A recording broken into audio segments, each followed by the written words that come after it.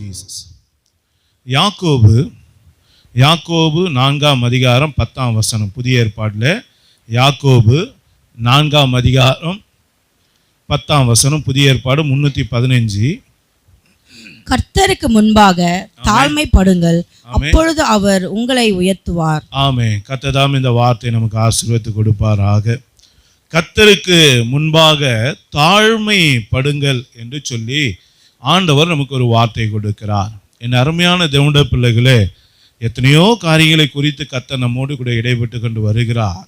இந்த தாழ்மையை குறித்து கூட கடந்த வருஷத்துல ஆண்டவர் ஒரு வார்த்தை நமக்கு கொடுத்தார். ஆனால் இன்றைக்கு இந்த தாழ்மையில் இன்னும் ஒரு ஆவிக்குரிய காரியங்களை அறிந்து கொண்டு நம்முடைய ஆவிக்குரிய வாழ்க்கையில் காணப்படுகிற வீழ்ச்சிக்கு காரணம் என்ன, நாம் குறைவுபட காரணம் என்ன, தாழ்மைக்கும் நம்முடைய வாழ்க்கையில் நாம் சந்திக்கிற போராட்டத்துக்கும் எந்த இடத்துல அது சம்பந்தப்படுகிறது, எதனால நம்முடைய வாழ்க்கையில் சில நேரங்கள் புயல் வீசுகிறது, எதனால சூறாவளி காற்றுகள் போல பலவிதமான பிரச்சனைகள் நம்முடைய வாழ்க்கையில் எழும்புகிறது, எதனால சத்துருக்கள் நமக்கு விரோதமாக எழும்பி நமக்கு விரோதமான காரியங்களை செய்கிறது, ஏன் விரோதங்கள் வருகிறது, ஏன் பகைகள் வருகிறது, ஏன் போராட்டங்கள் வருகிறது, பலவிதமான சூழ்ச்சிகள் நமக்கு விரோதமாய் நடப்பதற்கு காரணம் என்ன, இதற்கு பின்னணியும் என்ன, இதை நாம் எப்படி இதை கைவாளுது, இதிலிருந்து நாம் எப்படி தப்பித்துக் கொள்வது, கர்த்தருடைய வார்த்தை என்ன சொல்லுகிறது, கர்த்தர் எந்த வழியில் நடக்க சொல்லுகிறார் என்பதை குறித்து திட்டமும் தெளிவுமாக இன்றைக்கு கர்த்தர் நம்மோடு கூட பேசும்படியாக இந்த பகுதியை நமக்கு கொடுத்திருக்கிறார். அப்போ அருமையான தேவனுடைய பிள்ளைகளே, இந்த கர்த்தருக்கு முன்பாக தாழ்மைப்படுங்கள் என்பது ஒவ்வொரு இடத்தை பொறுத்து இந்த தாழ்மையினுடைய அர்த்தங்கள் மாறுபடும். என்னது? தாழ்மையுடைய அர்த்தங்கள் மாறுபடும். நம்ம நினைக்கலாம் தாழ்மை அப்படின்னா இப்போ ஒரு மனுஷனை பார்த்து நம்ம என்ன சொல்லுவோம், ரொம்ப தாழ்மையான மனுஷன் அப்படின்னு சொன்னால் உடனே நம்ம என்ன எடுத்துப்போம், இங்கிலீஷில் ஒரு வார்த்தை இருக்குது, என்னது? Humble mind. அதாவது இவரை போல ஒரு நல்லவர் இல்லை, ரொம்ப குட் கேரக்டர் அப்படின்றத அடையாளப்படுத்துறது தான் நம்ம இப்படிலாம் சொல்கிறது. ஆனால் இது வெறும் தாழ்மை ஆண்டவர் பயன்படுத்தும் போது வேதத்தில் ஒவ்வொரு வார்த்தைக்கும் பலவிதமான அர்த்தங்கள் இருக்குது. அல்லேலூயா. அந்த பலவிதமான அர்த்தங்கள் எந்த இடத்துல அந்த வசனம் வருது, எப்படிப்பட்ட சூழ்நிலையில் வரும்போது அந்த வார்த்தையினுடைய அர்த்தங்கள் பார்க்க நம்மளால் முடியும். அப்போ அருமையான தேவனுடைய பிள்ளைகளே, இன்றைக்கு அதில் ஒரு பகுதியை கர்த்தர் நமக்கு இன்னைக்கு வெளிப்படுத்தி கொடுக்க விரும்புகிறார். தாழ்மையினுடைய ஒரு உண்மையான ஒரு பகுதி அர்த்தத்தை அறிந்து கொள்ளும்படியாக கர்த்தர் நமக்கு உதவி செய்ய போகிறார். இந்த தாழ்மை நமக்குள்ளே வரும்போது நமக்கு கர்த்தர் கொடுக்கிற ஆசீர்வாதங்கள் 1-2 நாளாகமும் 12ஆம் அதிகாரம் 6-7 வசனத்தை வாசிக்க கேட்போம். அப்பொழுது இஸ்ரவேலின் பிரபுக்களும் ராஜாவும் தங்களை தாழ்த்தி கர்த்தர் நீதி உள்ளவர் என்றார்கள். அவர்கள் தங்களை தாழ்த்தினதை கர்த்தர் கண்டபோது கர்த்தருடைய வார்த்தை செமையாவுக்கு உண்டாகி அவர் சொன்னது, அவர்கள் தங்களை தாழ்த்தினார்கள், ஆகையால் அவர்களை அழிக்க மாட்டேன், என் உக்கிரம் ஷீகாக்கை கொண்டு எருசலேமின் மேல் ஊற்றப்படாதபடிக்கு அவர்களுக்கு கொஞ்சம் சகாயத்தை கட்டளையிடுவேன். ஆமென். நல்ல கவனிங்க. இந்த இடத்துல 3 காரியத்தை கர்த்தர் சொல்றாரு. என்ன சொல்றாருன்னா, நம்மை தாழ்த்தும் போது அங்க வசனம் சொல்லுது, இஸ்ரவேல் ராஜாவும் அவனோடு கூட இருந்த அவனுடைய ஜனங்களும் ஏசாப்பாக்கு முன்பாக தங்களை தாழ்த்தின போது ஏசாப்பா என்ன பண்ணார், அவங்க தாழ்த்தினதை கண்டார் என்று வசனம் சொல்லுது. அப்போ நம்ம தாழ்த்துகிறதை கர்த்தர் காண்கிற தேவனாய் இருக்கிறார். முதலாவது ஒரு காரியம். இரண்டாவது, அதே இடத்துல ஆண்டவர் சொல்றார், நான் அவர்களை அழிக்க மாட்டேன் அப்படின்னு ஒரு வார்த்தையை கொடுக்கிறார்.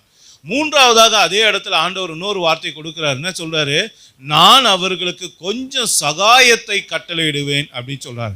அப்போ நீங்களும் நானும் ஏசப்பாக்கு முன்பாக நம்மை தாழ்த்தும் போது, என் அருமையான தேவனுடைய பிள்ளைகளே, ஏசப்பா அதை பார்க்கிற தெய்வமாக இருக்கிறார்.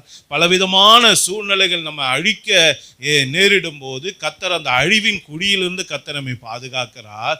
அது மாத்திரமில்லை, அப்படிப்பட்ட சூழ்நிலையிலிருந்து தப்பித்து கொள்வதற்கு கர்த்தர் என்ன பண்றாராம், கொஞ்சம் நமக்கு சகாயத்தையும் கட்டளையிடுகிறார் அப்படின்னு வசனம் சொல்லுகிறது.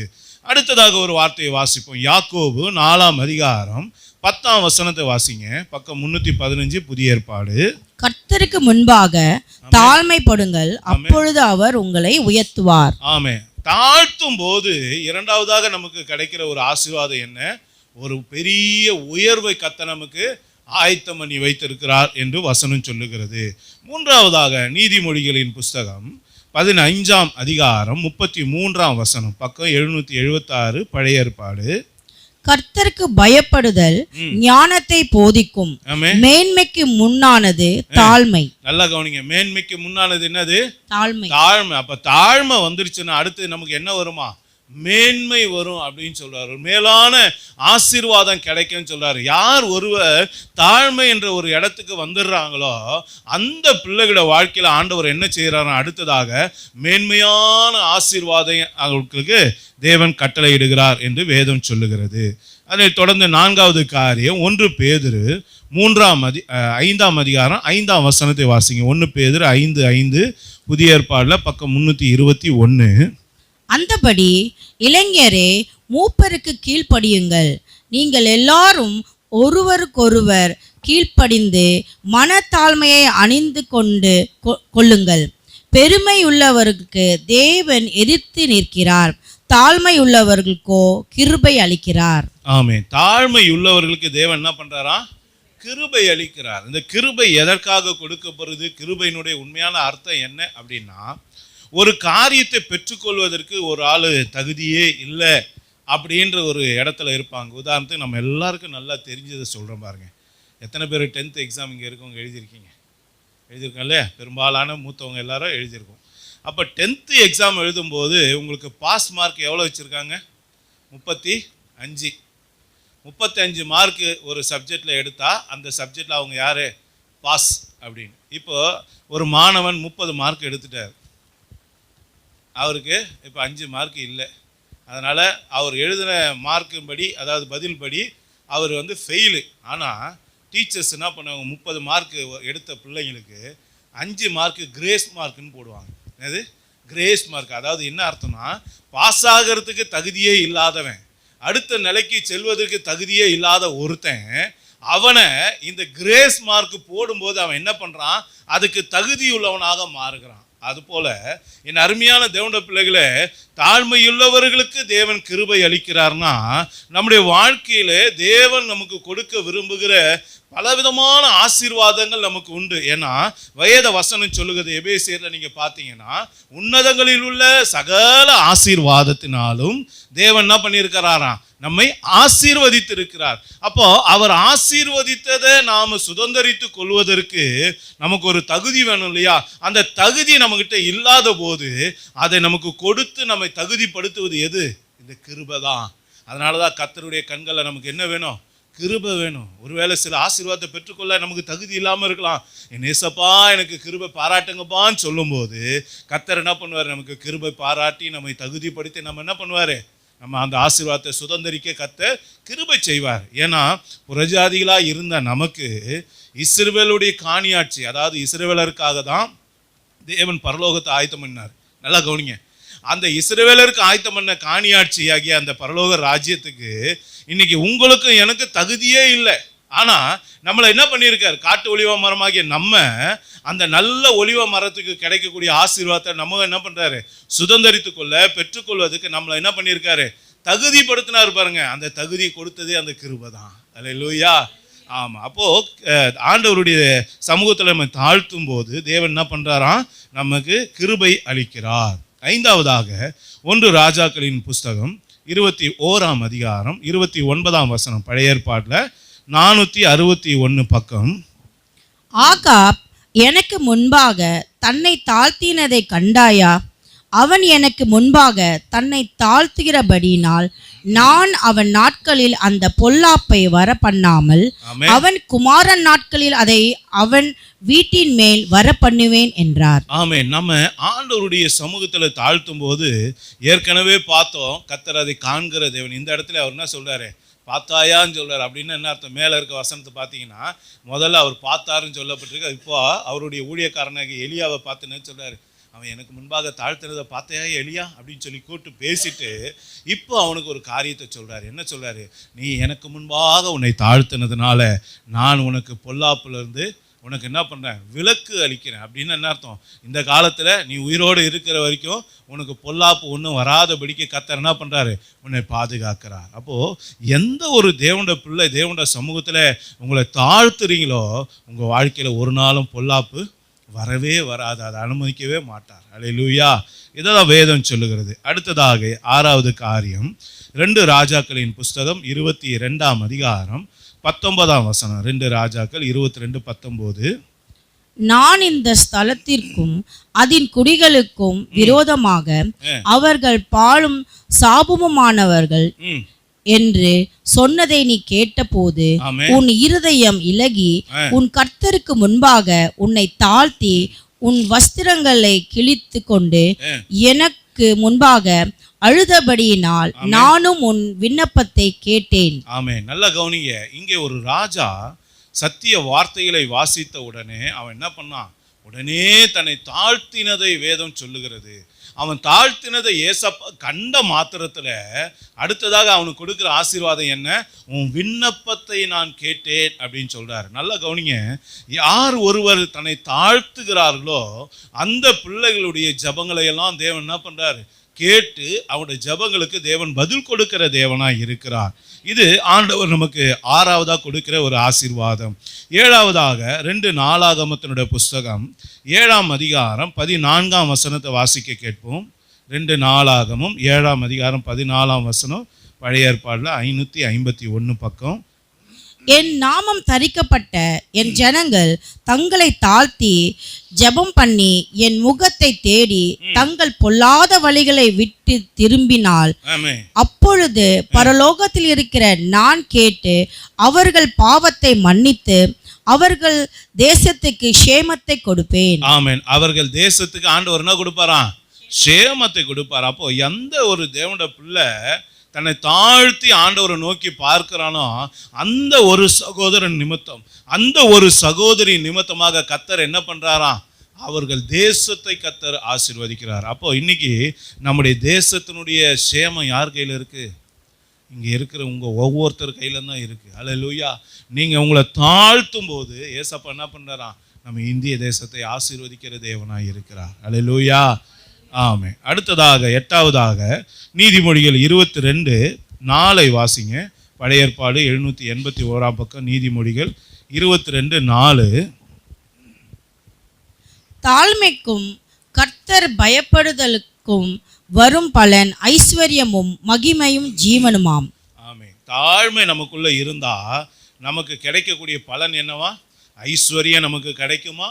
மகிமை நமக்கு கிடைக்குமா? அதோடு கூட ஜீவன், அதாவது நித்திய ஜீவனும் நமக்கு கிடைக்கும் என்று சொல்லி ஆண்டவர் வாக்குத்தத்தம் பண்ணுகிறார். 9வது கடைசியாக 2 நாளாகமும் 33:12-13 வாசிங்க. இப்படி அவன் நெருக்கப்படுகையில் தன் தேவனாகிய கர்த்தரை நோக்கி கெஞ்சி தன் பிதாக்களின் தேவனுக்கு முன்பாக மிகவும் தன்னை தாழ்த்தினான். ஆமே. அடுத்து 13ஆம் வசனம். அவரை நோக்கி அவன் விண்ணப்பம் பண்ணி கொண்டிருக்கிற போது அவர் அவன் கெஞ்சுதலுக்கு இறங்கி அவன் ஜெபத்தை கேட்டு அவனை திரும்ப எருசலேமில் உள்ள தன்னுடைய ராஜ்யத்திற்கு வரப்பண்ணினார். கர்த்தரே தேவன் என்று அப்பொழுது மனாசே அறிந்தான். ஆமென். நீங்க நானும் ஏசப்பாவுடைய சமூகத்துல நம்மை தாழ்த்தும் போது நாம இழந்த ஸ்தானத்துல திரும்ப ஆண்டவர் என்ன பண்றாரு? நம்மளை கொண்டு வந்து சேர்க்கிறார். அல்லேலூயா. அப்போது அநேக நேரங்களில் நம்முடைய வாழ்க்கையில் சில ஆசீர்வாதங்களை நம்ம இழந்திருப்போம். ஆவிக்குரிய உன்னத நிலையிலேருந்து நம்ம கீழே தள்ளப்பட்டு இருக்கலாம், விழுந்து இருக்கலாம். ஜெபத்திலேருந்து ஆவிக்குரிய நல்ல ஒரு ஜெயமுள்ள ஜெபிக்கிற ஜெய வீரர்களாக இருந்திருப்போம். அந்த ஜெப ஆவி இன்னைக்கு இழந்து போயிருக்கலாம். ஒருவேளை நல்ல கர்த்தரை ஆராதிக்கிறவளாக நீங்கள் இருந்திருப்பீங்க. அந்த ஆராதனுடைய அபிஷேகத்தை நீங்கள் இழந்திருக்கலாம். அல்லது கர்த்தர் உங்களுக்கு வரங்களை கொடுத்திருக்கலாம். அந்த வரங்கள் இப்போது செயல்படாமல் இருக்கலாம். இப்படி பலவிதமான ஸ்தானத்திலிருந்து கீழே தள்ளப்பட்ட என் அருமையான தேவனுடைய பிள்ளைகளே, வீழ்ச்சி அடைந்த தேவனுடைய பிள்ளைகளே, இன்றைக்கு நாம கர்த்தருடைய சமூகத்தில் இந்த மனாசையை போல தாழ்த்தும் போது கர்த்தர் திரும்ப நம்ம என்ன பண்றாரா? நம்முடைய ஸ்தானத்துக்கு நமக்கு கொடுத்த ஆசீர்வாதத்துக்கு நம்மளை என்ன பண்றாரா? கொண்டு வந்து அவரை நிலைநிறுத்துகிற தேவனாய் இருக்கிறார். அல்லேலூயா. அப்போ 9 விதமான ஆசீர்வாதத்தை பார்த்தோம். என்ன பார்த்தோம்? 9 விதமான ஆசீர்வாதம். நாம கர்த்தருக்கு முன்பாக நம்மை தாழ்த்தும் போது இத்தனை ஆசீர்வாதங்களை தேவன் நமக்கு கொடுக்கிறார். அப்போ தாழ்த்துதல்னா என்ன? இப்போ ஆண்டவர், நான் சொன்னலே தாழ்த்துதல்ல ஒரு பகுதியை இன்னைக்கு நாம் அறிந்து கொள்ள போறோம் அப்படின்னு சொன்னேன். அப்போ அந்த தாழ்த்துதல்ல ஒரு பகுதியை நாம் அறிந்து கொள்வதற்கு இன்னைக்கு ஆண்டவர் இந்த ரெகோபயாம் அப்படின்ற ஒரு மனுஷன், அதாவது சாலமோனுடைய பையன், அந்த மகனுடைய வாழ்க்கையில நடந்த ஒரு காரியத்தை வைத்து இன்னைக்கு ஆண்டவர் நமக்கு என்ன கற்றுக் கொடுப்பார்? தாழ்மைனா என்ன அப்படின்னு ஒரு பகுதியை நமக்கு கற்றுக் கொடுக்க போகிறார். இந்த மனுஷன் என்ன செஞ்சான் அப்படின்றத பார்ப்போம். 2 நாளாகமும் 10ஆம் அதிகாரம் 8ஆம் வசனத்தை வாசிங்க. முதியோர் சொன்ன ஆலோசனையை அவன் தள்ளிவிட்டு தன்னோடே வளர்ந்தவர்களும் தன் சமூகத்தில் நிற்கிறவர்களும் ஆகிய வாலிபரோடே ஆலோசனை பண்ணி. ஆமென். நல்ல கவனிங்க. இந்த இடத்துல அந்த ரெகோபியான் செய்த தவறு என்ன அப்படின்னு நீங்க பார்த்தீங்கன்னா, என் அருமையான தேவனுடைய பிள்ளைகளே, அவன் சாலமோன், அவனுடைய தகப்பனுடைய காலத்துல, சாலமோன் என்கிற அந்த மனுஷன் வாழ்ந்த காலத்துல அவனோடு கூட இருந்த முதியவர்கள், தேவ ஞானம் பெற்றவர்கள், தேவன் சாலமோனுக்கு ஆலோசனைக்காரனாக சில நல்ல மனிதர்களை கர்த்தர் கொடுத்திருந்தார். அந்த தேவனுடைய பிள்ளைகள் கொடுக்கிற ஆலோசனையின்படி அவன் கேட்டு நடக்கிறவனாய் இருந்தான். யாரு? சாலமோன். அதனாலதான் சாலமோனுடைய ராஜ்ய காலம் மிகவும் ஆசீர்வாதமான ஒரு ராஜ்ய காலமா இருந்தது. ஆனால் அவனுடைய மகன் ஒரு காரியத்தை குறித்து ஆலோசனை கேட்கும் போது முதலாவதா யார்கிட்ட கேட்டானா, சாலமோன் காலத்துல ஆலோசனை கொடுத்தாங்க பாருங்க, அந்த ஆண்டவருடைய பிள்ளை கிட்ட அவன் கேட்கறான். நல்லா கவனிங்க.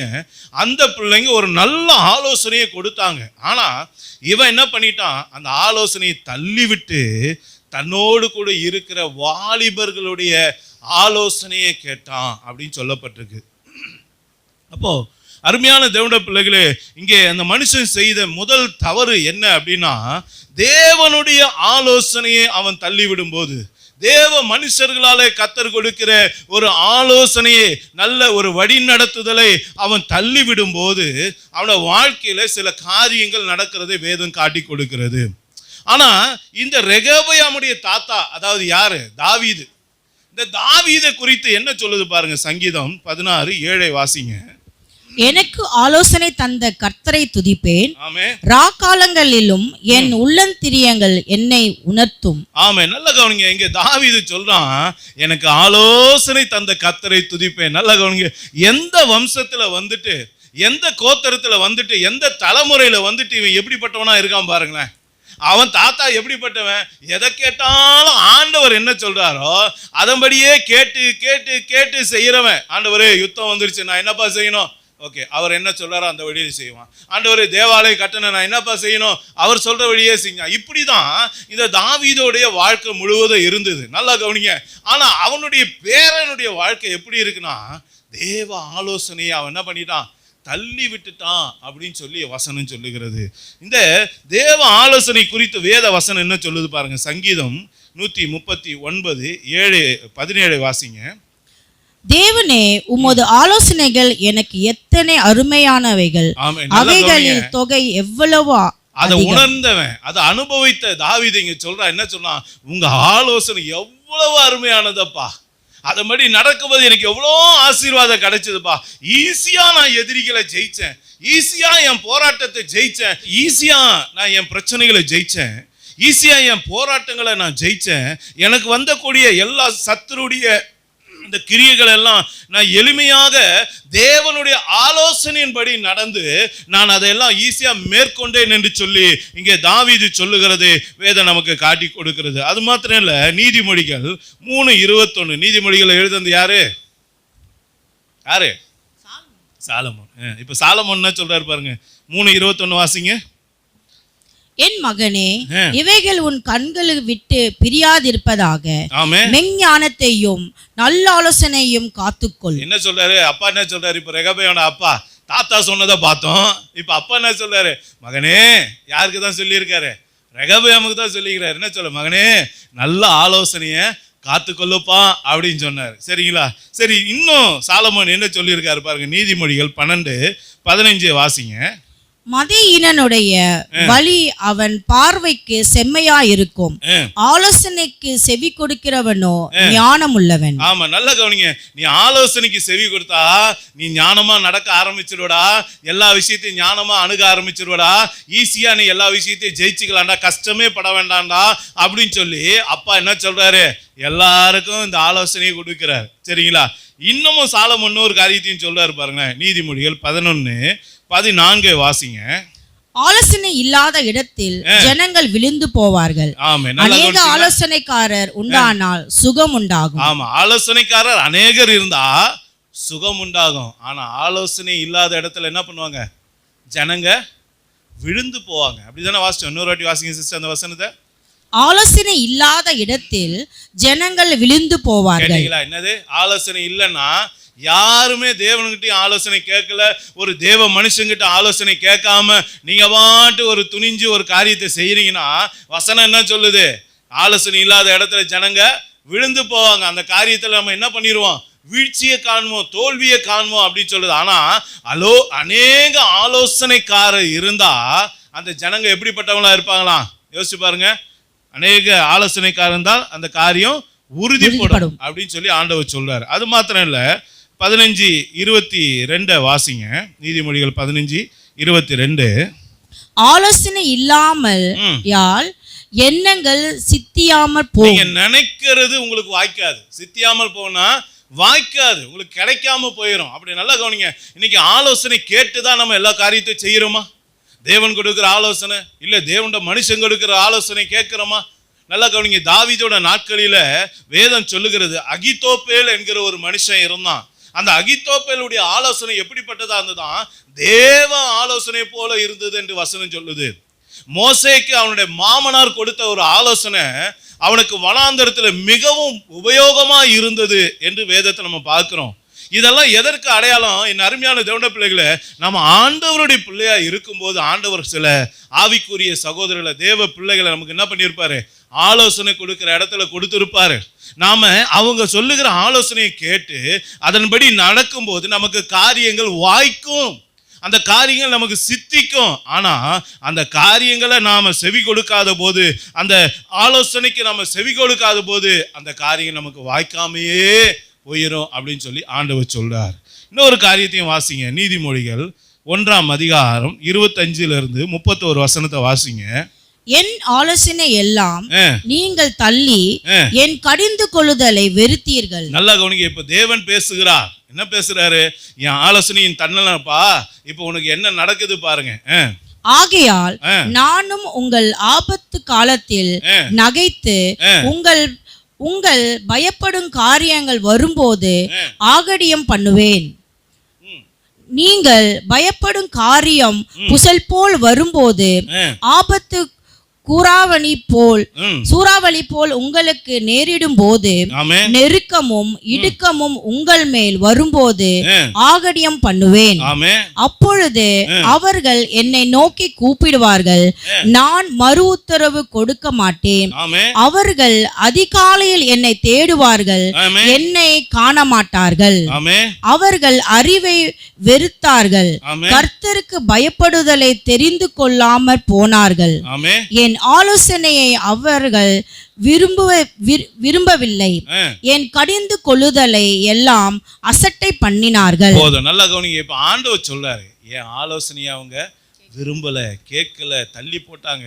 அன்னைக்கு அந்த ரெகோபயாம் என்ன தவறு செய்தானோ அதே தவறை நீங்களும் நானும் நம்முடைய வாழ்க்கையில செய்யும் போது நம்முடைய வாழ்க்கையில ஆண்டவர் சொல்றாரு, நம்முடைய பிரச்சனை எப்படி வருமா, சூறாவளியை போல வரும். அதனாலதான் முதல்ல இன்ட்ரோடக்ஷன் ஆண்டவர் நமக்கு என்ன கொடுத்தாரு, சில நேரங்கள் நம்முடைய வாழ்க்கையில ஏன் புயல் போல பிரச்சனைங்க வீசுது, ஏன் கடல் கொந்தளிக்கிறது போல நம்முடைய வாழ்க்கை கொந்தளிக்குது, பலவிதமான போராட்டங்கள் நமக்கு விரோதமா வர காரணம் என்ன அப்படின்னா, என் அருமையான தேவனுடைய பிள்ளைகளை ஒன்று நல்லா தெரிந்து கொள்ளுங்க. ஒன்று, தேவ ஆலோசனை கேட்டு பழகிறவர்களா நம்ம இருக்கணும். இல்லைன்னா தேவ ஜனங்கள், அதாவது தேவனுடைய ஊழியக்காரன், தேவன் நமக்கு கொடுத்திருக்கிற ஆலோசனை கொடுக்க உண்மை உத்தமமான ஊழியக்காரருடைய ஆலோசனை கேட்டு அதன்படி நடக்கிறவளா நம்ம இருக்கணும். அப்படி இல்லைன்னு வச்சுங்களேன், நம்முடைய வாழ்க்கையில என்னதான் வரும்? இந்த புயல் மாதிரி வரும். நல்லா கவனிங்க. நாம கர்த்தருடைய ஆலோசனை கேட்க மனசு இல்ல, கர்த்தருடைய ஆலோசனையை தள்ளி விட்டுட்டோம். கர்த்தர் நமக்கு கொடுக்கும் போது அந்த மனுஷனுடைய வார்த்தையை நம்ம என்ன பண்ணிட்டோம்? அசால்ட்டாக அதை உதறி தள்ளும் போது கர்த்தரை நம்மளை என்னதான் பண்ணுவாரு? அசால்ட்டா உதறி தள்ளுவார். என்னது? கர்த்தரை நம்மளை என்ன பண்ணுவாரு? அசால்ட்டா உதறுவார். தான் சொல்றாரு, புயல் போல உன் பிரச்சனை வரும்போது நானும் என்ன பண்ணுவேன்? கண்டுக்காம இருப்பேன். நீ என்ன கண்டுக்கல, என் வார்த்தையை நீ கண்டுக்கல, நான் கொடுத்த ஆலோசனை நீ கேட்கல, என் ஊழியக்காரர் மூலமா நான் உனக்கு கொடுத்த ஆலோசனை நீ கேட்கல. ஏன்னா இந்த ரெகொபெயாம் அந்த தப்பு தானே பண்ணான். நல்லா கவனிங்க. முதியோர் கொடுத்த ஆலோசனையை அவன் தள்ளிவிட்டு அவன் என்ன பண்ணிட்டான்? வாலிபர்களுடைய ஆலோசனை கேட்டதுனால அவனோட வாழ்க்கையில என்ன நடந்தது? அவன் பெரிய ஒரு வீழ்ச்சியை கண்டான். என்ன வீழ்ச்சியை கண்டான் பாருங்க. 2 நாளாகமும் 10ஆம் அதிகாரம் 16ஆம் வசனம் வாசிங்க. ராஜா தங்களுக்கு செவி கூடாததை இஸ்ரவேலர் எல்லாரும் கண்டபோது ஜனங்கள் ராஜாவுக்கு மறு உத்தரமாக, தாவீதோடே எங்களுக்கு பங்கேது, ஈசாயின் குமாரனிடத்தில் எங்களுக்கு சுதந்திரம் இல்லை, இஸ்ரவேலே உன் கூடாரங்களுக்கு போய்விடு, இப்பொழுது தாவீதே உன் சொந்த வீட்டை பார்த்துக்கொள் என்று சொல்லி இஸ்ரவேலர் எல்லாரும் தங்கள் கூடாரங்களுக்கு போய்விட்டார்கள். அப்படின்னா என்ன சொன்னாங்க? இங்க என்ன நடக்குது அப்படின்னா, இந்த ரெகொபெயாம் இந்த ஆலோசனை கேட்கிற வரைக்கும் அவர் கையில என்ன இருந்ததுன்னா 12 தேசத்தை ராஜ்யம் பண்ணான். என்ன பண்ணா? 12 இஸ்ரவேலுக்கு 12 கோத்திரம் இருந்தது. 12 கோத்திர ஜனங்களையும் இவர் ஒருத்தராக தான் ராஜாவை இருந்து ஆளுகை செஞ்சார். நல்லா கவனிங்க. என்னைக்கு இந்த தேவ ஆலோசனையை அவன் அசட்டை பண்ணானோ, அதை தள்ளி விட்டானோ, இப்போ என்ன ஆகி போச்சுன்னா 10 கோத்திரம் அவனை விட்டு பிரிஞ்சு போச்சு. 10 கோத்திரம் பிரிஞ்சு போச்சு. இப்போ 12 ஆண்டவர் இப்போ என்ன ஆயிட்டாரு? 2 தான் ராஜாவாகினார். நல்லா கவனிங்க. அப்படின்னா என்ன அர்த்தம்? எந்த ஒரு மனுஷன் தேவ ஆலோசனை அசட்டை பண்றானோ அவனுடைய காரியத்துல பிரிவினை வரும். என்ன வரும்? பிரிவினை வரும். 12க்கு இருந்தது இப்ப கையை மீறி என்ன போயிருச்சு? 10 போயிருச்சு. அப்படின்னா என்ன அர்த்தம்? பெரும் பங்கு உன்னை விட்டு பிரிஞ்சு போகும். மிக முக்கியமான ஒரு காரியம் உன்னை விட்டு பிரிக்கப்படும். அப்போ இன்னைக்கு ஆண்டவர் கற்றுக் கொடுக்கிற ஒரு காரியம்னா, இன்னைக்கு நம்முடைய குடும்பத்துல நம்முடைய காரியங்களில் ஏதா பிரிவினை வருதா? யோசிச்சு பாருங்க. ஏதா கருத்து வேறுபாடு வருதா? கருத்து வேறுபாடுனாலே பிரிவினை தான். யோசிச்சு பாருங்க. உங்க கருத்தும் உங்க மனைவியோட கருத்தும், அல்லது உங்க மனைவியோட கருத்தும் புருஷனுடைய கருத்தும் வேறுபடுதா? அல்லது பெற்றோருடைய கருத்தும் பிள்ளைகளுடைய கருத்தும் வேறுபடுதா? குடும்பத்துல எல்லாம் ஒன்னா இருக்கிறது போலதான் இருக்கு, ஆனா எல்லாரும் தனித்தனி ஆளா இருக்கிறோமா? யோசிச்சு பாருங்க. இதெல்லாம் என்ன அப்படின்னா, ஐயா நல்லா தெரிஞ்சு கொள்ளுங்க, யார் ஒருவர் தேவனுடைய ஆலோசனையை தள்ளுறாங்களோ அவங்க எல்லாம் என்ன பண்ணுவாங்க? பிரிக்கப்படுவாங்க, செப்பரேட் பண்ணப்படுவாங்க. நீங்க நினைக்கலாம், ஐயோ நம்ம அம்மா தானே, நம்ம அப்பா தானே, நம்ம பிள்ளை தானே, நம்ம தங்கச்சி தானே, நம்ம மாமா தானே. ஆனா நீ ஆண்டவருடைய ஆலோசனை தள்ளும் போது ஒன்னா இருக்க வேண்டிய நாமள ஆண்டவர் என்ன பண்றாரு?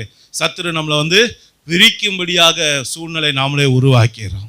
அப்ப நம்முடைய வீட்டுல பிரிவினை வருது, நம்முடைய குடும்பத்துல பிரிவினை வருது, நம்முடைய காரியங்கள்ல ஒரு பிரிவினை வருது, நம்முடைய ஆசீர்வாதம் பெரும்பங்கு நம்மளை விட்டு பிரித்து அநியாயமா இன்னொரு ஆளுக்கு கொடுக்கப்படுதுன்னா யோசிச்சு பாருங்க. அது என்ன காரணம்? தேவ ஆலோசனையை நம்ம கேட்காததுனால, அதை தள்ளி விட்டதுனால, அதை அசட்டை பண்ணதுனால, இந்த ரெகொபெயாமை போல நம்ம அந்த காரியத்துக்கு கீழ்ப்படியாதனால நம்ம என்ன பண்ணிடுவோம்? நம்முடைய வாழ்க்கையில அனைத்தையும் இழந்து விடுவோம். அல்லேலூயா. யோசிச்சு பாருங்க. அப்போ இந்த ரெகொபெயாம் பண்ண முதல் தவறு, தேவனுடைய ஆலோசனையை அவன் தள்ளி விட்டதுனால அவனோட வாழ்க்கையில பெரிய ஒரு ஆசீர்வாதத்தை அவன் இழந்து போனான் என்று வேதம் காட்டி கொடுக்கிறது. இரண்டாவது ஒரு காரியத்தை நம்ம பார்ப்போம். 2 நாளாகமும் 12ஆம் அதிகாரம் 1ஆம் வசனத்தையும் 5ஆம் வசனத்தையும் வாசிங்க. ரெகொபெயாம் ராஜ்யத்தை திடப்படுத்தி தன்னை பலப்படுத்தி நல்லா கவனிங்க. இந்த வார்த்தையை நல்லா கவனிங்க. இன்னொரு வாட்டி பொறுமையா வாசிங்க சிஸ்டர். ரெகொபெயாம் ராஜ்யத்தை திடப்படுத்தி தன்னை பலப்படுத்தி கொண்ட பின், நல்லா கவனிங்க, தன்னை பலப்படுத்தி கொண்ட பின் அவனும் அவனோட இஸ்ரவேலர் அனைவரும் கர்த்தருடைய நியாய பிரமாணத்தை விட்டு விட்டார்கள். நல்லா கவனிச்சீங்களா? என்ன சொல்றாரு ஆண்டவர்? அவன் தன்னை ஸ்ட்ராங் பண்ணிக்கிறதுக்கு, அவன் தன்னை பலப்படுத்திக்கிறதுக்கு, அவன் தன் ஆசீர்வாதத்தை பெற்றுக்கொள்றதுக்கு, நன்மையை பெற்றுக்கொள்றதுக்கு, உயர்வை பெற்றுக்கொள்றதுக்கெல்லாம் வேதத்தை முன்னிலைப்படுத்தினா அதெல்லாம் பெற்றுக்கொண்ட பின்னாடி இப்போ என்ன பண்ணிட்டான்? பைபிளை சொல்லுங்க, நியாயப்பிரமாணம் என்னன்னு அது பைபிளை என்ன பண்ணிட்டான்? விட்டுட்டான். சரி, இப்போ பைபிளை விட்டுறத ஆண்டவர் என்ன சொல்றாரு? 5ஆம் வசனம் வாசிங்க. அப்பொழுது செமையா தீர்க்கதரிசி ரெகோபெயாம் இடத்துக்கும் சீஷாக்கின் நிமித்தம் எருசலேமிலே வந்து குடியிருக்கிற யூதாவின் பிரபுக்களிடத்துக்கும் வந்து அவர்களை நோக்கி, நீங்கள் என்னை விட்டு விட்டீர்கள். என்ன சொல்றாரு? என்னை விட்டு நீங்க வேதத்தை விட்டீங்கன்னா ஆண்டவர் என்ன சொல்றாரு? ஆகையால் நான் உங்களையும். அந்த வார்த்தையில நில்லுங்க. நீங்க வேதத்தை விட்டுட்டீங்கன்னா ஏசப்பா இப்ப என்ன சொல்றாரு? என்ன விட்டுட்டீங்க. அப்ப வேதம் வேற, ஏசப்பா வேறையா? சொல்லுங்க. வேதம் தான் ஏசப்பா, ஏசப்பா தான் வேதம். அதனாலதான் யோவான் 1ஆம் அதிகாரம் 1ஆம் வசனம் என்ன சொல்லுது? ஆதியிலே வார்த்தை இருந்தது, அந்த வார்த்தை தேவனிடத்தில் இருந்தது, அந்த வார்த்தை தேவனாய் இருந்தது. உடன்படிக்கை பெட்டியில என்ன இருந்தது? கர்த்தருடைய வார்த்தை. 10 கற்பனைகள் இருந்தது. அந்த 10 கற்பனைகள் உள்ள பெட்டி எங்க போனாலும் எல்லாரும் என்ன சொல்லுவாங்க? தேவன் போகிறார், தேவன் வராரு அப்படின்னு தான் சொல்லுவாங்க. உடன்படிக்கை பெட்டி பாளையத்துக்கு வந்துச்சுன்னா பெலிஸ்தியருக்கு கூடாரத்துல பயம் உண்டாது. என்னன்னு? தேவன் பாளையத்துக்கு வந்துட்டாருன்றாங்க. வந்தது என்னது? பெட்டி. பெட்டியில என்ன இருக்கு? தேவனுடைய வார்த்தை. அப்ப தேவனுடைய வார்த்தை இருக்கிற ஒரு பெட்டியே ஒரு ஊர் உள்ள வந்தா எதிரிக்கு என்ன தெரியுது? தேவன் வந்து விட்டாருன்னு தெரியுது. அப்போ தேவன் என்னவா இருக்காரு? வார்த்தையா இருக்கிறார். அப்ப நம்ம கையில் இருக்க வேத புஸ்தகம் என்ன? அச்சடித்து கொடுக்கப்பட்ட தேவன். நல்ல கவனி, அச்சடித்து கொடுக்கப்பட்ட தேவன். ஏன்னா தேவன் வார்த்தையா இருக்கிறார் இல்லையா? அப்போ இந்த வார்த்தை நமக்கு என்னவா இருக்கு? ஆண்டவராகிய இயேசு கிறிஸ்துவாக. அப்போ இன்னைக்கு நான் ஆசீர்வதிக்கிறதுக்கு இயேசு கிறிஸ்து தேவை. நல்லா கவனிங்க. எனக்கு வியாதியிலிருந்து சுகம் கொடுக்க இயேசு தேவை. எனக்கு பிசாசின் போராட்டத்திலிருந்து விடுதலை கொடுக்க இயேசு தேவை. எனக்கு இருக்க கடன் பிரச்சனையிலிருந்து விடுதலை கொடுக்க இயேசு தேவை. எனக்கு இருக்க எல்லா போராட்டத்திலிருந்து விடுதலை பெறுவதற்கு எனக்கு இயேசு தேவை. சமாதானம் பெற, சாந்தம் பெற, ஆவிக்குரிய ஆசீர்வாதங்களை பெற்றுக்கொள்ள, பூமிக்குரிய ஆசீர்வாதங்களை பெற்றுக்கொள்ள, இதுக்கெல்லாம் இயேசு தேவை. அதெல்லாம் பெற்றுக்கொண்டதுக்கு அப்புறம் இப்ப இயேசுவே வேணாம், பைபிள் வேணாம், ஏசப்பா சமூகம் வேணாம், சபை வேணாம், ஜபம் வேணாம், பைபிள் வாசிக்கிறது வேணாம், ஜப கூட்டம் வேணாம், சண்டே சர்வீஸ் வேணாம். யோசிச்சு பாருங்க ஐயா, நம்மளை பத்தி சொல்லுதோ? யோசிச்சு பாருங்க. இங்க ரெகபேன்ற இடத்துல நம்ம பேரை போட்டு பாருங்க. நம்ம தானா ஆசீர்வாதம் பெற்றுக்கொள்ள வரைக்கும் ஓடோடி வந்தோம். ராத்திரியும் பகலும் உபவாசம் இருந்து ஜெபம் பண்ணோம், ஸ்தோத்திரம் பண்ணோம், ஆராதிச்சோம். எந்த கூட்டமா இருந்தாலும் ஃபர்ஸ்ட் இருந்தோம். ஆனா ஆசீர்வாதத்தெல்லாம் பெற்றுக்கொண்டதுக்கு அப்புறம், உயர்த்தப்பட்டதுக்கு அப்புறம் அந்த அபிஷேகம் நம்மகிட்ட இருக்கா? அந்த உற்சாகம் நம்மகிட்ட இருக்கா? அதுதான் ஆண்டவர் கேட்டார். எபேசு சபை பார்த்து என்ன கேட்டாரு? ஆதியில இருந்த அன்பை விட்டு விட்ட. முதல்ல என்கிட்ட ஓடி வந்தையே, அதை விட்டுட்டியப்பா அப்படின்றார். நல்லா யோசிச்சு பாருங்க. இந்த ரெகபெயாமும் இப்போ அவன் மட்டும் அந்த தப்பு செய்யலை, யாரும் சேர்ந்து செஞ்சிருக்காங்க. 1ஆம் வசனத்தில் நீங்க வாசிச்ச போது என்ன போட்டிருக்கு? ரெகபெயாமும் அவனுடைய ஜனங்களும். நல்லா கவனிங்க. இப்போ ராஜா மட்டும் தப்பு செய்யல, ராஜா கூட சேர்ந்து என்னாச்சு? ஜனங்கள். ஆமா, தலைவன் சரியில்லைன்னா சொல்லுங்க, தலைவன் சரியில்லைன்னா கூட இருக்க ஆளும் சரி இருக்காது. குடும்ப தலைவன் சரியில்லைன்னா சொல்லுங்க, பொண்டாட்டி பிள்ளைங்க சரியா இருப்பாங்களா? குடும்ப தலைவி சரியில்லைன்னா சொல்லுங்க. தலைவன் சரியில்லை, ஜனங்க என்ன ஆகி போச்சு? கெட்டு போச்சு. அப்போ நான் சரியில்லைன்னா என் குடும்பம் என்ன ஆகும்? இப்போ சபையின் பாஸ்டர் நான் சரியில்லை, விசுவாசிங்க என்ன ஆவீங்க? சொல்லுங்க ஐயா. இப்போ நம்மளை பற்றி தானே சொல்லுது. ஆமாம், வேதம் யாருக்குரியது? நமக்குரியது. நம்மளை வச்சு அந்த இடத்துல பாருங்க, நம்ம பேரை போட்டு வாசிச்சு பாருங்க, நம்ம குடும்பத்தை பற்றி பாருங்க. ஒருவேளை அது நம்மளை பற்றி சொல்லப்படுதா கவனிச்சு பாருங்க. அப்போ இன்னைக்கு ஒரு தலைவன், ஒரு புருஷன், ஒரு மனைவி ஒழுங்கா இருக்கும்போது, ஒரு ராஜா ஒழுங்கா இருக்கும்போது அவன் தேசம் ஆசீர்வாதமா இருக்கு. ஒரு குடும்ப தலைவன் ஒழுங்கா இருக்கும்போது அந்த குடும்பம் ஆசீர்வதிக்கப்படுது. அந்த குடும்ப தலைவி ஒழுங்கா இருக்கும்போது அந்த குடும்பம் ஆசீர்வதிக்கப்படுது. இப்போ நாம ஒழுங்கா இல்லைன்னா வீழ்ச்சி நம்மளால தான் வருது. அல்லேலூயா. அப்போ நல்லா கவனிங்க. இந்த தவறு செய்த போது அவன் ஏசப்பாவை விட்டு விட்டதுனால, ஏசப்பாவுடைய வார்த்தையை விட்டு விட்டதுனால என்ன நடந்தது பாருங்க. 2 நாளாகமம் 12ஆம் அதிகாரம் 2ஆம் வசனத்தை இப்போ வாசிங்க. அவர்கள் கர்த்தருக்கு விரோதமாய் துரோகம் பண்ணினபடினால். நல்லா கவனிங்க. இது ஆண்டவர் என்ன சொல்றாரு? இந்த ஆண்டோட வேதத்தை விட்டு விட்டது, ஏசப்பா விட்டு விட்டதுக்கு சமம் இல்லையா? இப்போ வேதத்தை விட்டது தனியாகவும் ஏசப்பா விட்டது தனித்தனியாகவும் வச்சுக்கிட்டா கூட இந்த ரெண்டு காரியமும் வேதம் என்ன சொல்லுது? துரோகம். என்னது? துரோகம். வேதத்தை வாசிக்கலை, தியானம் பண்ணலை, அதுபடி நடக்கலைன்னா நம்ம என்ன பண்ணிட்டோம்? துரோகம் பண்ணிட்டோம். ஏசப்பா ஒழுங்காக தேடுறோமா? ஏசப்பா ஒழுங்காக ஆராதிக்க வர்றோமா? ஏசப்பாவுக்கு முக்கியத்துவம் கொடுக்குறோமா? முதலாவது தேவனுடைய ராஜ்யத்தையும் நீதியும் தேடுங்கன்னு சொன்னாரு. முதலாவது நீங்க எழுந்து பார்க்கிற உங்க கண்கள் பார்க்கறது ஏசப்பாவா இருக்கான்? உங்க வாய் பேசுற வார்த்தை ஏசப்பாவை பத்தினதா இருக்கான்? உங்க கைகள் ஏறெடுக்கிற காரியம் ஏசப்பாவுடையதா இருக்கான்? உங்க கால்கள் ஏசப்பாவுடைய சமூகத்தை நோக்கி நடக்குதான்? உங்க இருதயத்துல தோன்ற எண்ணங்கள் சிந்தைகள் எல்லாம் ஏசப்பாவை பத்தினதா இருக்கான்? யோசிச்சு பாருங்க. முதல் கனி ஏசப்பா கொடுக்கணும் இல்லையா? முதல் நாள் எந்திரிச்சவொன்னே என்ன செய்யறோம்? யோசிச்சு பாருங்க. அப்போ யார் ஒருத்தர் வேதத்தை மறந்தாங்களோ, அந்த வேதமாகிய இயேசு கிறிஸ்துவை விட்டு விட்டார்களோ, அந்த பிள்ளைகளை வேதம் என்ன சொல்லுது? துரோகம் பண்ணிட்டீங்கன்னு சொல்லுது. ஏசப்பா நம்மளை பார்த்துக்க, நீ எனக்கு துரோகம் பண்ணிட்டடா மகளே, நீ எனக்கு துரோகம் பண்ணிட்ட மகனே, நீ எனக்கு துரோகம் பண்ணிட்ட அப்படின்னு கேட்குறாரு. நல்லா யோசிச்சு பாருங்க. நம்ம செய்கிறோமா? வேதத்தை இன்னைக்கு வாசிக்கலன்னா நம்ம என்ன பண்ணிக்கிட்டு இருக்கோம்? எத்தனை பேர் டெய்லி வேதத்தை வாசிக்கிறீங்க? வாசிச்சிங்கன்னா நீங்கள் கர்த்தரை மகிமைப்படுத்துறீங்க. வாசிக்கலனா சொல்லுங்கள், நான் துரோகம் பண்ணிட்டேன். என் ஆசீர்வாதம் வேணும்னும் போது கண்ணீர் வடித்து ஏசப்பாவை கூப்பிட்டேன். ஆசீர்வதிக்கப்பட்டவனே மெத்தனமாக இருக்கேன், ஜெபம் பண்ணலை, துதிக்கலை, ஆராதிக்கலை, ஒழுங்காக சபைக்கு வரலை, ஒழுங்காக காரியத்தை ஆண்டவருக்கு செய்யலை அப்படின்னா நான் என்ன பண்ணுறேன்? துரோகம் பண்ணேன். அது எந்த சகோதரனாக இருந்தாலும், எந்த சகோதரியாக இருந்தாலும், ராஜாவாக இருந்தாலும், சாதாரண குடிமகனாக இருந்தாலும் எல்லாருக்கும் ஒரே சட்டம் தான் வேதத்தில்.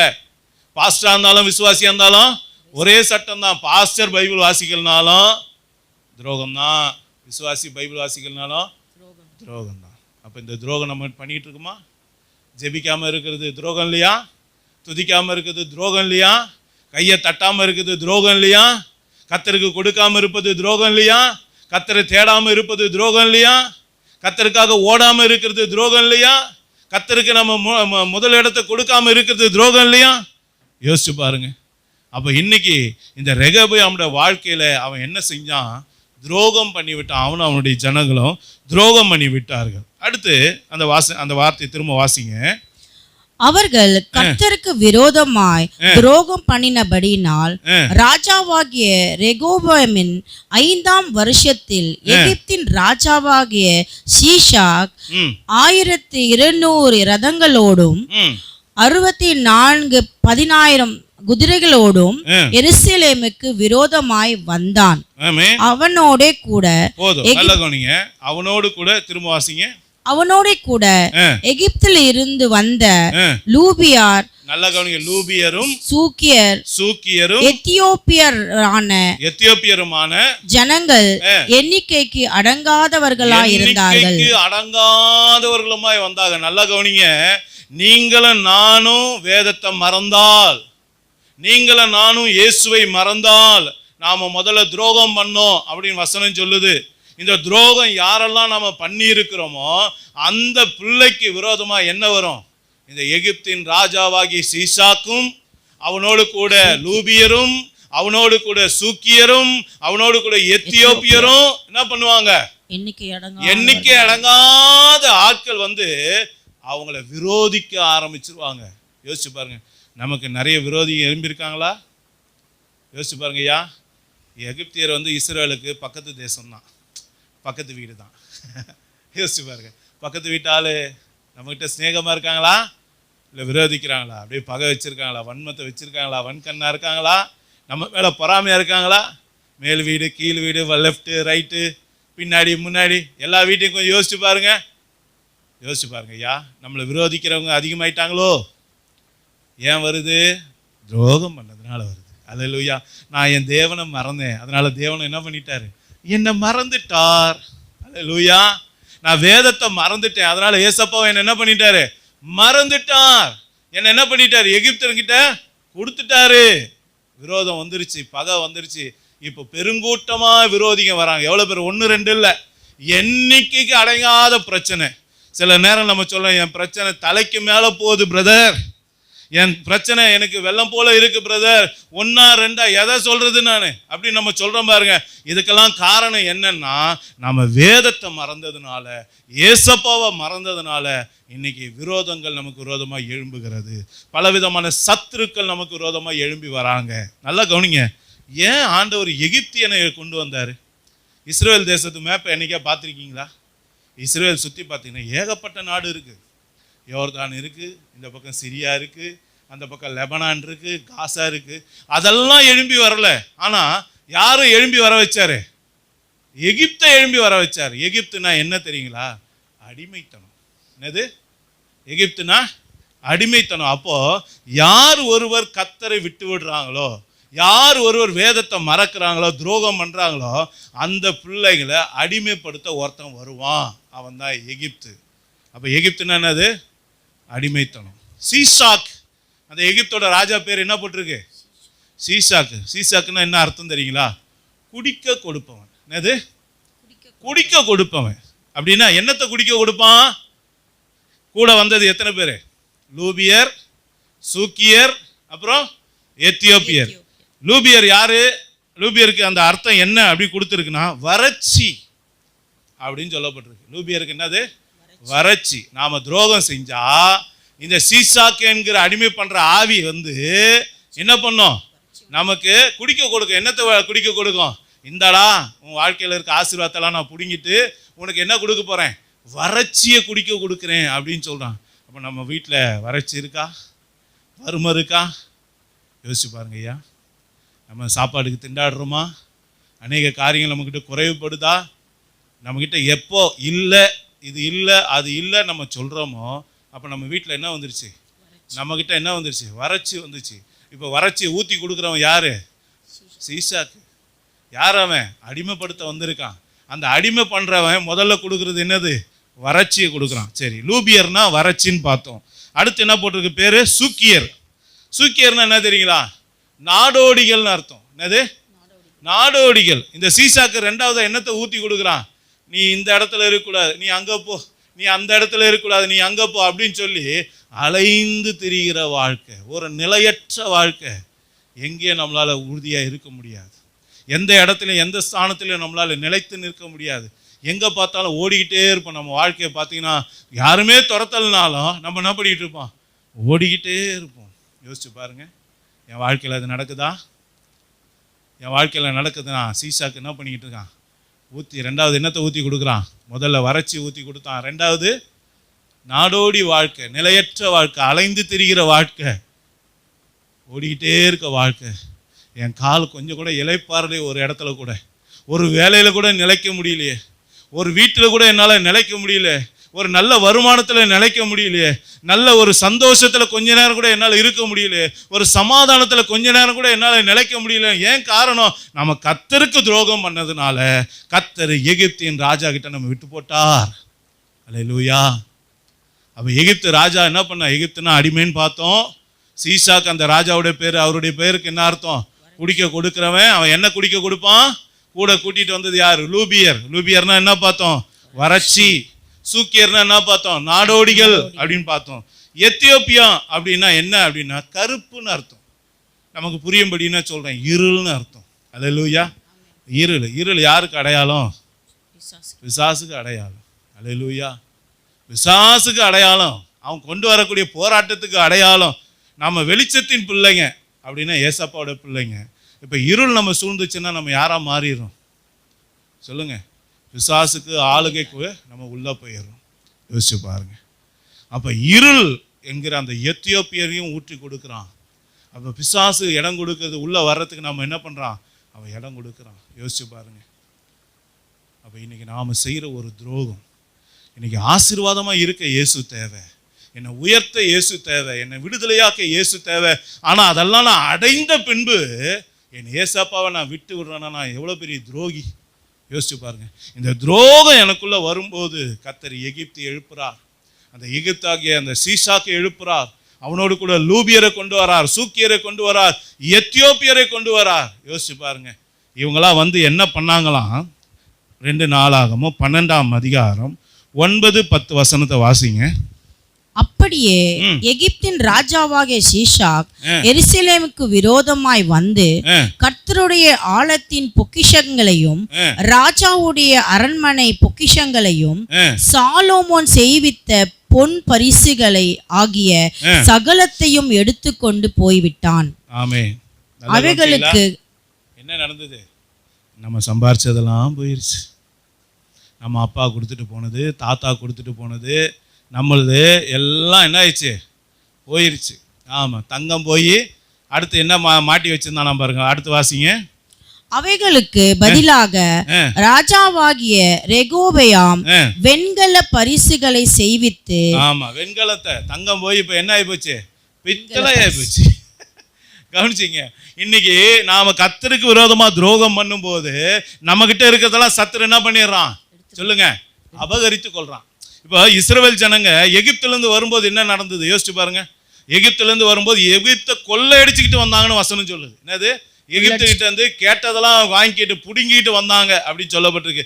அதே நாம கர்த்தருக்கு விரோதமா துரோகம் பண்ணும்போது இப்ப எகிப்து என்ன பண்றான்? நம்ம கிட்ட இருந்து புடிங்கிறான். ஆமா, அடிமைத்தனத்தின் ஆவி இந்த பிசாசு என்ன பண்ணுது? நம்ம கிட்ட இருக்கிறத புடுங்கிருது. அன்னைக்கு ஆதாம் கிட்ட இருந்த ஆசீர்வாதத்தை புடுங்கினது போல, அந்த ஏவாள் கிட்ட இருந்த ஆசீர்வாதத்தை புடுங்கினது போல, இன்னைக்கு நாம கர்த்தருக்கு துரோகம் பண்ணும்போது, கர்த்தரை விட்டு விடும் போது, கர்த்தரை நம்ம அசட்டை பண்ணும்போது வசனம் சொல்லுது நம்ம கிட்ட இருக்க ஆசீர்வாதத்தெல்லாம் என்ன பண்ணிடுறான்? ஒன்னும் இல்லாம புடுங்கிறான். அதுக்கப்புறம் நம்ம என்ன பண்றோம்? ஒரு சில பேர் சொல்லுவாங்க நல்லா வாழ்ந்த குடும்பம் அப்படின்னு சொல்றோம் பாருங்க. என்னது? வாழ்ந்த குடும்பம் அப்படி ஆயிரும். நம்மளாம் என்ன பண்ணுவோம்? அதாவது இந்த தமிழில் ஒரு வார்த்தை இருக்குது, காலமானார்னு ஒரு வார்த்தை இருக்குது. அப்படின்னா என்ன அர்த்தம்? அது அந்த காலம். நான் அப்போ அப்படி இருந்தேன், இப்போ என்ன என் ஸ்டேட்டஸ், இன்னைக்கு கரண்ட் ஸ்டேட்டஸ் என்ன? அப்போ நல்லா புரிந்து கொள்ளுங்க. இன்றைக்கி ஆண்டவருடைய சமூகத்தில் நம்மெல்லாம் இருக்கோம். யோசிச்சு பாருங்கள். தேவன் நம்மோடு கூட முகமுகமாய் பேசுகிறா. இன்றைக்கி நாம் ஏசப்பாவுடைய வார்த்தையை கொஞ்சம் இந்த பக்கம் வச்சு பாருங்கள், நம்மளே இந்த பக்கம் வச்சு பாருங்கள். இன்றைக்கி இந்த ரெகோபெயாம் செய்த தவறு 2 தவறை காட்டினேன். என்ன சொன்னேன்? தாழ்த்துதனுடைய உண்மையான அர்த்தம் என்ன அப்படின்னா, ஒன்று அவன் செஞ்ச தப்பு, அவன் தேவ ஆலோசனையை தள்ளி விட்டான். இன்னைக்கு நாம் தள்ளி விட்டுருக்கோமா? 2வது, அவன் வேதத்தையும் தேவனையும் மறந்து விட்டான், விட்டு விட்டான். அதனால் அவனுடைய வாழ்க்கையில் முதல் செஞ்ச தவறுக்கு பிரிவினை வந்தது. 2வது செய்த தவறுக்கு ஆண்டவர் என்ன பண்ணிட்டாரு? எகிப்து ராஜாவாகிய சீஷாக்கோட கையில் கொடுத்தார். இதெல்லாம் ஞான அர்த்தமாக கொடுக்கப்பட்டிருக்கு. நல்லா கவனிங்க. வெளிப்பாட்டில் ஆண்டவர் நமக்கு கொடுத்ததை நான் உங்களுக்கு கொடுத்துருக்கேன். அப்போ இவ்வளோ காரியம் நம்ம வாழ்க்கையில் வருதா?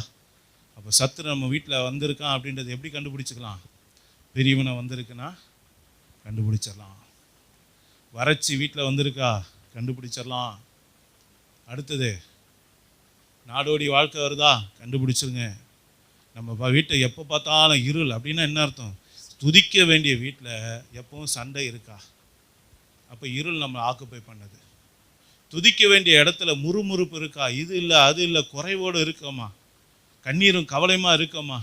ஏசப்பாவை பற்றி பேச வேண்டிய வீட்டில் ஏசப்பாவை பற்றி பேசுறதை காட்டிலும் மற்றதை பற்றி பேசுகிறோமா? யோசிச்சு பாருங்க. அப்படின்னா நம்மளை முழுசும் என்ன சூழ்ந்துருச்சு?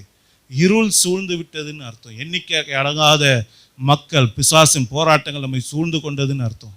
யோசிச்சு பாருங்க. இந்த காரியம் வந்த உடனே இந்த ரெகோபெயாமும் அவனுடைய ஜனங்களும் என்ன சொன்னாங்க பாருங்க. 2 நாளாகமும் 12ஆம் அதிகாரம் 6-7 வாசிங்க.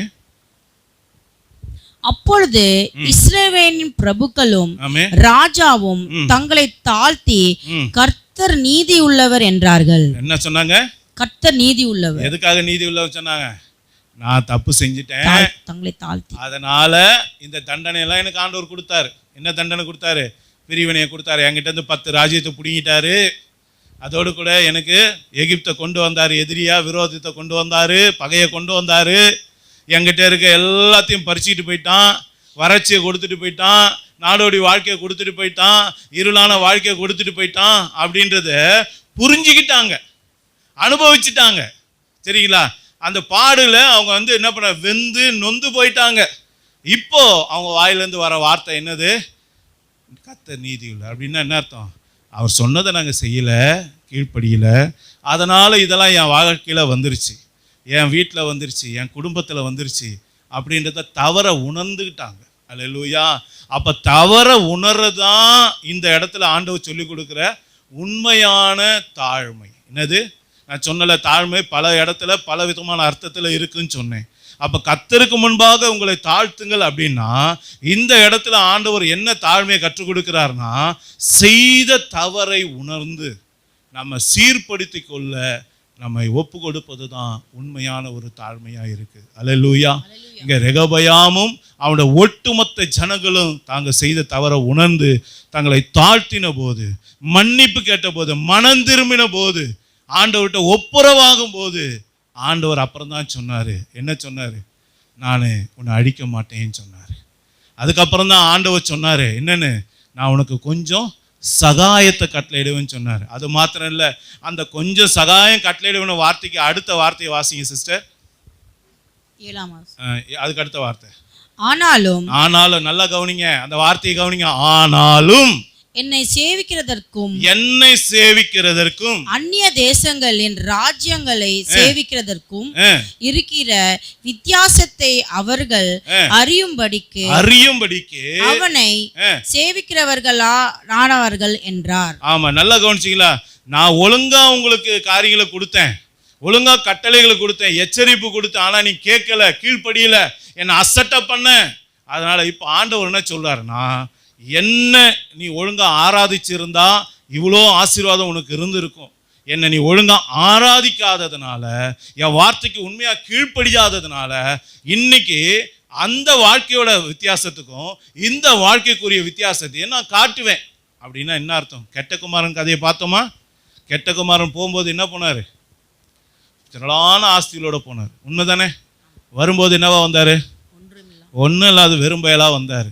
இப்போ வெறும் பயிர் வீட்டுக்கு வந்த உடனே வீட்டில் என்ன தான் கிடச்சிது? அப்பாவுடைய அன்புனால ஒரு உயர்ந்த வஸ்திரம் கிடச்சது, சோத்திரம். அப்பாவுடைய அன்புனால ஒரு பாதரட்சை கிடச்சது, சோத்திரம். அப்பாவுடைய அன்புனால ஒரு மோதிரம் கிடச்சது, சோத்திரம். அதுக்கப்புறம் வெறும் ஆயுசு முழுக்க சோறு தான் கிடச்சிது. அதுக்கப்புறம் ஒரு மேன்மையும் இல்லை. ஏன்னா அப்போ இருந்த மேன்மைக்கும் இப்போ இருந்த மேன்மைக்கும் வித்தியாசம் தெரியுதுங்களா? ஆண்டவருடைய பிள்ளையா நீங்க இருக்கும் போதும் அதை தாண்டி போகும்போது இருந்த வித்தியாசம். நகோமியுடைய வாழ்க்கையில் என்ன நடந்தது? போகும்போது சம்பூர்ணமா போனா, வரும்போது வெறும்பையா வந்தா, கசப்பான வாழ்க்கையோட வந்தா. யோசிச்சு பாருங்க. அந்த வித்தியாசத்தை காட்டுவேன்னு சொன்னார். வித்தியாசம் காட்டணுமா? நமக்கு வேணுமா? எல்லாத்தையும் இழந்துதான் வித்தியாசத்தை பெற்றுக்கொள்ளணுமோ? சொல்லுங்க. தங்கெல்லாம் போய் கட்சியில் வெங்கலம் தான் மாட்டிக்கிட்டு இருந்தாங்க. யோசிச்சு பாருங்க. முதல்ல தங்கத்தை மாட்டி வச்சாங்க, எடுக்கிறதுக்கு கூட ஒருத்தனுக்கும் தைரியம் இல்லை. ஆனால் இப்போ ராஜா என்ன பண்ணாரு? வரும்போது தூக்கிட்டு வருவாங்க, போகும்போது தூக்கிட்டு போயிடுவாங்க. யோசிச்சு பாருங்க. முதல்லலாம் நம்ம ஆளுங்க ஒரு 10-20 வருஷத்துக்கு முன்னாடி கோல்டெல்லாம் காதலெல்லாம் போட்டு இருந்தீங்க. ஆனால் இப்போ போட முடியுதா? சீசாக்கு. இப்போ ஏன் லாக்கரில் வச்சிடறோம், வீட்டில் வச்சிடறோம். எப்பா போட்டால நகையும் தெரில, கழுத்தும் தெரில, கட் பண்ணிட்டு போயிடுறான். புரியுதுங்களா? யோசிச்சு பாருங்க ஐயா. கர்த்தர் கொடுத்த ஆசீர்வாதத்துக்கும் கர்த்தரை விட்டு தூரமாக போகிறதுக்கு வர ஆசீர்வாதத்துக்கும் உள்ள வித்தியாசத்தை பாருங்க. இன்னைக்கு தங்கம் பித்தளையாக மாறுறதும், நீ ஆசீர்வாதமான இருந்த ஆள் தாழ்ச்சி அடையிறதுக்கும் நம்ம கையில் தான் இருக்குது. அல்லேலூயா. கொஞ்சம் உயிர்த்து ஆராய்ந்து பாருங்க. இன்னைக்கு நான் எப்படி இருக்கேன்? கர்த்தருடைய சமூகத்தில் நான் உயிர்த்து ஆராய்ந்து பாருங்க. இன்னைக்கு ஒருவேளை இந்த ரெகொபெயாமை போல இருக்கிறோமா? ஒருவேளை இந்த ரெகொபெயாவோட ஜனங்களை போல நாம இருக்கிறோமா? நாம் அப்படி இருக்கோமா? என் பேரை போட்டு அங்கே வாசிச்சு பாருங்க. நம்ம எல்லாரும் எழுந்திருப்போமா? எல்லாரும் எழும்பி நின்று கர்த்தர் கொடுத்த வார்த்தைக்காக முதலாவது நாம் எல்லாரும் அவருக்கு நன்றி செலுத்துவோமா? எல்லாரும் அவருக்கு நன்றி சொல்லுங்க. கர்த்தர் கொடுத்த வார்த்தைக்காக நன்றி சொல்லுங்க. இது நம்முடைய வாழ்க்கையில சத்துரு கொண்டு வந்த காரியங்களிலிருந்து கர்த்தர் நம்ம விடுதலையாக்கும்படியாக நம்மோடு கூட பேசி கொண்டு இருக்கிறார். இதெல்லாம் கர்த்தர் நமக்கு உணர்த்தி இருக்கிறார். எல்லாருக்கும் தெரியும் யார் யார் வாழ்க்கையில் என்னென்ன நடக்குதுன்னு உங்களுக்கு தெரியும். உங்கள் வாழ்க்கையில் உங்கள் புருஷன் எப்படி இருக்கார், உங்கள் மனைவி எப்படி இருக்காங்க, உங்கள் பிள்ளைங்க எப்படி இருக்காங்க, உங்கள் குடும்ப காரியங்கள் எப்படி போயிட்டுருக்கு உங்களுக்கு தெரியும். வார்த்தை முழுவதும் உங்களை வெளிப்படுத்தி இருக்கும். நம்மை பற்றி வார்த்தையை நமக்கு முழுசாக கற்றுக் கொடுத்துருக்கிறார். யார் யார்கிட்ட என்னென்ன குறைவு இருக்கோ ஆண்டவர்கிட்ட மன்னிப்பு கேளுங்க, அறிக்கையிடுங்க. ஆண்டவரே இந்த காரியத்திலேருந்து விடுதலையாக்குங்க. நான் அறியாமல் இதை செஞ்சிட்டேன்பா, அறியாமல் இந்த காரியத்துக்கு இடம் கொடுத்துட்டேன்பா, என்னை தயவாக மன்னிங்கப்பா அப்படின்னு சொல்லி உங்களை தாழ்த்தி ஏசப்பா கிட்ட ஒப்பு கொடுங்க. இன்றைக்கு இந்த பிரிவினையை கர்த்தர் எடுத்து போடுவா. யார் உண்மையாக கர்த்தருடைய சத்தத்துக்கு செவி கொடுக்குறீங்களோ, என் வசனத்துக்கு நடுங்குறவனையே நான் நோக்கி பார்க்கிறேன் என்ற வார்த்தையின்படியாக இன்றைக்கு கேட்ட வார்த்தையின்படி உண்மையாக ஆண்டவருடைய வார்த்தைக்கு பயப்படுறவங்களா இருந்தீங்கன்னா, கீழ்ப்படுகிறவளா இருந்தீங்கன்னா, இன்றைக்கே ஆண்டவர்கிட்ட மன்னிப்பு கேளுங்க, ஒப்புரவாகுங்க. பிரிவினை இன்னைக்கே ஒழிந்து போகும். இன்னைக்கே நீங்க ஆண்டவர்கிட்ட ஒப்புரவானீங்கன்னா, இன்னைக்கே ஆண்டவர் பார்வோனையும் அவருடைய சேனைகளையும் உங்களை விட்டு துரத்தி விடுவார், உங்களை விடுதலை ஆக்கிடுவார். உங்களோட வாழ்க்கை மாறிடும், உங்க நெருக்கம் மாறிடும், உங்க துக்கம் மாறிடும், உங்க கண்ணீர் கவலை எல்லாம் மாறிடும். இன்னைக்கே கர்த்தர் இடத்துல மனப்பூர்வமாக மன்னிப்பு கேளுங்க, மனப்பூர்வமாக ஆண்டவர்கிட்ட மன்னிப்பு கேளுங்க. ஏசப்பா, நான் செய்த தவறை மன்னிங்க. ரெகபயான் செய்த தவறு என்ன? அவன் ஜனங்க செய்த தவறு என்ன? ஆசீர்வாதம் பெற்றுக்கொள்ள ஏசப்பா தேவைப்பட்டார், உயர்த்துவதற்கு ஏசப்பா தேவைப்பட்டார், விடுதலை பெறுவதற்கு ஏசப்பா தேவைப்பட்டார், எல்லாத்தையும் பெற்றுக்கொள்வதற்கு ஏசப்பா தேவைப்பட்டார். எல்லாம் பெற்றுக்கொண்டதுக்கு அப்புறம் ஏசப்பா அவங்களாம் விட்டுட்டாங்க. இதுதான் ரெகபயாமுடைய தவறு. ஆலோசனை, ஆண்டவர் கொடுத்த ஆலோசனை தள்ளிட்டான். எத்தனை பேர் ஆலோசனை தள்ளி இன்னைக்கு சிக்கல்ல மாட்டிக்கிட்டு இருக்கீங்க? எத்தனை பேர் ஆண்டவரை தள்ளிட்டு சிக்கல்ல மாட்டிக்கிட்டு இருக்கீங்க? தவறை உணருங்க. ஆண்டவர் குற்றப்படுத்த விரும்பல, மாறாக நம்ம குணப்படுத்த விரும்புகிறார். நம்முடைய சீழ் பிதுக்கப்படணும் விரும்புகிறார். சீழோட வாழ்றது உன்னை இன்னும் சேதப்படுத்தும். அதனால இன்னைக்கு உன்னுடைய சீழ் பிதுக்கப்படணும், உன் ரணங்கள் காயங்கள் ஆற்றப்படணும் என்று கர்த்தர் நம்மோடு கூட பேசுகிறார். ஒப்பு கொடுப்போமா? ஒப்பு கொடுப்போமா? என் தேவ பிள்ளையே, கர்த்தர் உன்னோடு தான் பேசி இருக்கிறார். என் மகனே, கர்த்தர் உன்னோடு பேசி இருக்கிறார். என் மகளே, கர்த்தர் உன்னோடு முகமுகமாய் பேசி இருக்கிறார். இந்த வார்த்தை உனக்கானது என்பது உனக்கு தெரியும். உன்னை பூரணமாய் ஒப்புக்கொடு, மனம் திரும்பு. ரெகபயாம் மனம் திரும்பினது போல, அவருடைய ஜனங்கள் மனம் திரும்பினது போல கர்த்தர் நீதி உள்ளவர், நாங்கள் செய்த தவறுக்கேற்ற தண்டனை எங்களுக்கு கொடுத்தார் என்று சொல்லி உண்மையை ஒற்றுக்கொண்டு தங்கள் தவறை உணர்ந்து ஆண்டவர்கிட்ட மன்னிப்பு கேட்டு மனம் திரும்பி ஒழுங்காக வாழ தங்களை ஒப்பு கொடுத்தாங்க. கர்த்தர் எல்லா சிறையிருப்பை மாற்றினார், கர்த்தர் அவளை விடுதலையாக்கினார், கர்த்தர் அவளை ஆசீர்வதித்தார், அவளுக்கு சகாயத்தை கர்த்தர் செய்தார். இன்னைக்கு அந்த சகாயத்தை கர்த்தர் செய்யும்படியாக உன்னோடு கூட பேசிக்கொண்டு இருக்கிறார். ஒப்பு கொடுப்பாயா? என் மகனை ஒப்பு கொடுப்பாயா? என் மகளை ஒப்பு கொடுப்பாயா? போதுமே இந்த சிறையிருப்பு, போதும் இந்த கண்ணீர் வடிக்கிறது, போதும் இந்த கவலை உன்னை நெருக்கினது, போதும் உன்னுடைய சமாதான குறைவு, போதும் உங்ககிட்ட இருக்க பிரச்சனைங்க, இன்னும் வேணாம், இன்னும் அதோட போராட வேணாம். இன்னைக்கே ஒப்புரவாகிரு, இன்னைக்கே கீழ்ப்படிய ஒப்பு கொடு. இன்னைக்கே கர்த்தர் சூழ்நிலை மாற்ற உண்மையுள்ளவராய் இருக்கிறார். என் வசனத்துக்கு நடுங்குகிறவனையே நான் நோக்கி பார்க்கிறேன். ஒப்பு கொடுப்போமா? ஒப்பு கொடுப்போமா? இந்த வேலையில நம்ம மத்தியில் இருக்கிற அருமையான அண்ணன் சிமியோன் அண்ணன் முன்பதாக வந்து நம்ம எல்லாரையும் ஜெப வேலையில நடத்துவாங்க. அவர் ஜெபிக்கும் போது கூட சேர்ந்த நாம நம்மை தாழ்த்தி ஒப்பு கொடுத்து ஜெபிப்போம். கர்த்தர் நம்மை ஆசீர்வதிப்பாராக. ஆமென்.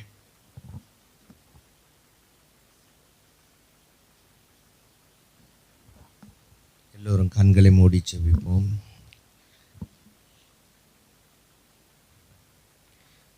கர்த்தருக்கு முன்பாக தாழ்மைப்படுங்கள், அப்பொழுது அவர் உங்களை உயர்த்துவார். ஹல்லேலூயா. அப்பா, எங்களை தாழ்த்துகிறோம் அப்பா உம்முடைய சமூகத்தில். கர்த்தாவே, இன்றைக்கு கேட்ட வேத வசனங்கள் கர்த்தாவே எங்களுடைய இருதயத்திலே நாங்கள் ஆழமாய் அதை பதித்து கொண்டு கர்த்தாவே உமக்கு உண்மையும் உத்தமமாய் கர்த்தாவே நாங்கள் நடக்க கர்த்தர் கிருபை செய்வீராக. எங்களுக்கு தலைவராய் இருக்கிறீர் கர்த்தாவே, எங்களுக்கு ராஜாவாய் இருக்கிறீர். பெற்றோராகிய எங்களுக்கு நீர் ராஜாவாய் இருந்து கர்த்தாவே நீர் ஆலோசனையை தருகிற தேவனாக இருக்கிறீர் கர்த்தாவே. அந்த ஆலோசனைக்கு நாங்கள் கீழ்ப்படிந்து கர்த்தாவே உம்முடைய வேத வசனத்தை நாங்கள் வாசித்திருக்கிறோம் அப்பா. அந்த வேத வசனத்துக்கு நாங்கள் கீழ்ப்படியும் பொழுது எங்கள் பிள்ளைகளை நீர் ஆசீர்வதிக்க வல்லவராக இருக்கிறீர். அப்படி இல்லை என்றால் நான் மறந்து விடுவேன் என்று சொல்லியிருக்கிறீர். கர்த்தாவே, நாங்கள் பெற்றோராகிய நாங்கள் இந்த வேத வசனத்துக்கு நாங்கள் கீழ்ப்படிந்து அப்பா அதன்படி வாழ கர்த்தர் நீர் கிருபை செய்வீராக ராஜா. அப்பா ஸ்தோத்தரிக்கிறோம் அப்பா. இது மேலான சத்தியம் அப்பா. இது எங்கள் குடும்பத்திற்கு ஒவ்வொருவருக்கும் தனிப்பட்ட முறையிலே அப்பா நீர் பரத்திலிருந்து ஆசீர்வதிக்க தேவையான வார்த்தை ஆண்டவரே. அப்பா நீர் இன்று பரத்திலிருந்து இந்த வார்த்தையை தந்தபடிக்காக நன்றி செலுத்துகிறோம். உடைய ஜீவ வார்த்தைக்கு நாங்கள் அப்படியே கீழ்ப்படிந்து வாழ கர்த்தனை கிருபை செய்வீராக. அப்பா ஸ்தோத்தரிக்கிறோம். எங்கள் பிள்ளைகளை கர்த்தாவை நாங்கள் உமக்கு கீழ்ப்படியும் பொழுது எங்கள் பிள்ளைகளை நீர் ஆசீர்வதிக்க வல்லவராக இருக்கிறீர். அதற்காக நன்றி செலுத்துகிறோம் கர்த்தாவே. நீர் அப்படியாய் செய்ய போவதுக்காக நன்றி செலுத்துகிறோம். நீரே மகிமைப்படுவீராக. இயேசுவின் நாமத்தினாலே ஆமென்.